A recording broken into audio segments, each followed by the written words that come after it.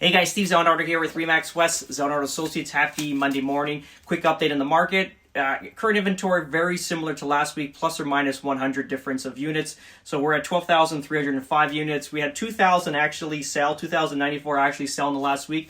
So as I always like to call it, an ebb and flow market where 2,000 listings come on, 2,000 go off. So it's basically ebb and flow where the current inventory stays at one level, but there's still a lot of movement within the market. So the market is healthy right now where even though if we're getting into bidding wars or smaller bidding wars and they're more predictable where we can actually do our jobs as realtors, we can see the market value and proceed with a market value offer and then succeed and win the bid. So this is obviously a good sign for all of us. We're now currently in a nice stabilized market. It's not, obviously it's come down from the early March, but I wouldn't consider it a total lull, but it is a good time to purchase right now because like I said, there's a lot of properties coming on the market, a lot of choices, and also the bidding war is not as extreme as let's say before. So we don't know. We're not sure if we're going to get an uptick. We're now at the end of April. This should be a really hot month. If you look at it traditionally over the years, April's really hot. May is hot, and then it slows down for June. Like maybe end of May into June it slows down. So we'll see. We'll keep an eye on it. We'll keep you guys in touch. We're not sure if we're going to see an uptick or not. Hopefully it remains as it is currently, so we can kind of do some business now. Last week we reported about OFSA, just how they're going to increase the stress test from 4.8% to 5.25%. So it's basically 45 basis points that they're going to tack onto that. So that takes obviously your affordability or your buying power in the next mortgage or the next property that you're going to buy. So basically how that works is that if you're applying for a mortgage, we're getting stress tested. If the current rate's at 1.5% or 2%, that's always going to be your mortgage rate. But the stress test is basically they kind of run the numbers if the mortgage was at 4.8%. So they want to make sure that when at some point they're going to have to increase these interest rates, that you're going to be able to afford this property or this mortgage at 4.8%. And now, they're going to implement this new stress test, the revision to the B20 on June 1st. So it'll be set to 5.25%.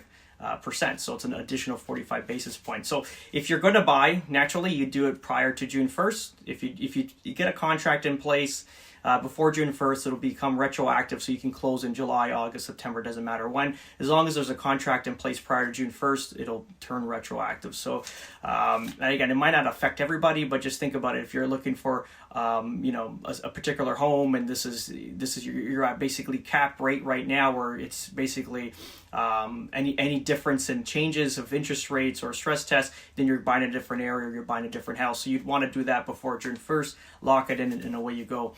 That's pretty much it. Deal fall through, or deals that are falling through. This is always what we have to keep looking for in the future and keep aware of, because what's happening is, I've been talking about it all year, properties that are selling in the white hot market basically have to appraise and close at some point. So if you're selling properties in March and you're going with the highest bidder because on paper it looks like the most value, but there's a little bit some cracks in that offer that you didn't pay attention to basically on the buyer and what their affordability is, this could be a problem going forward. I'll attach a little video of what we see, or what I see as a professional, with the deal fall through and it's just basically the process that happens. So just quick synopsis.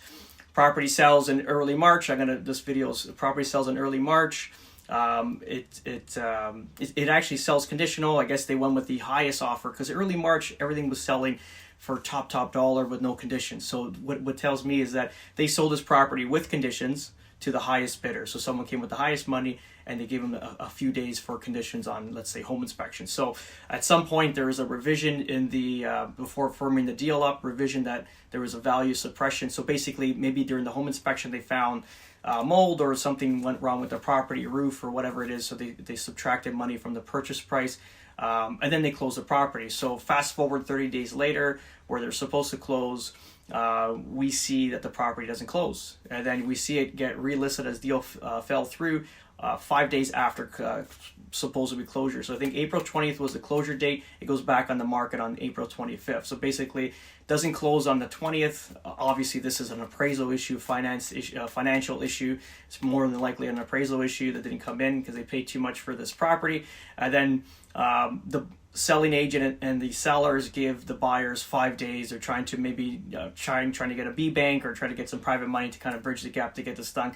They can't get it done, and now it's back on the market. So we got to remember that early March compared to, let's say, this month that we're in now, are two different markets. They got to be prepared to take like a 5 to 7 to 8% haircut on whatever they got on the last sale. So yeah, that's pretty much it. The only problem with this is it could be a domino effect. So the people that sold this house, are they relying on this money to close their new property that they purchased, and so on and so on. This can be like, maybe 7 or 8 deals deep, where if one doesn't close, it's basically everyone's relying on the equity from these properties to close properties in the future. So it could be a mess.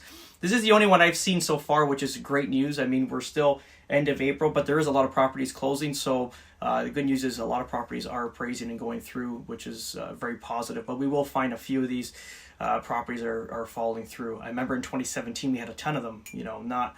Not so much, but I'm saying we would probably have like 5 or 10 a month, and it's obviously heartbreaking because we know the trauma that causes between family and relationships with everybody. So with that said, guys, have an amazing day, and we'll talk soon. Ciao.